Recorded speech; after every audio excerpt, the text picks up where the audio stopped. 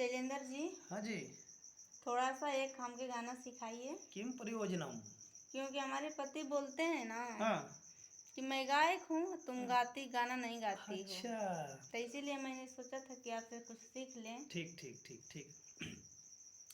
हम नाही जननी हमार जिंदगी उजरबू दिलवा तू ही जरबू। ओहो, हमरा से प्यार को के दोसरों पर मरबू दिलवा तू ही जरबू। लाजवाब। हम नाही जननी हमार जिंदगी उजरबू दिलवा तू ही जरबू। हमरा से प्यार को के दोसरों पर मरबू दिलवा तू ही जरबू।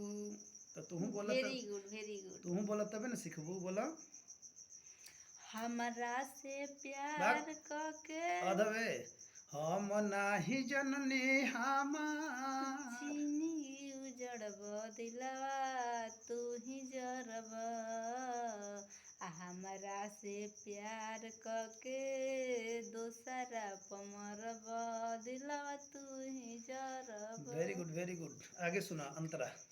देखे जईबू दागाई ना पाता रहे बोला कवना बात को हमसे नाता रहे।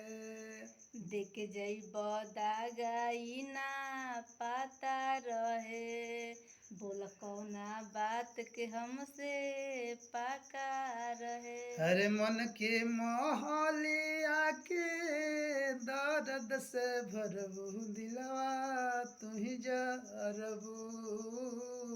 हमरा से प्यार को के दोसरा पर मरबू दिलवा तू ही जरबू। अरे मल के मैली अरे यही तो ना, यही तो सीखोगी। मन के महलिया। अगला अंतरा सुनो।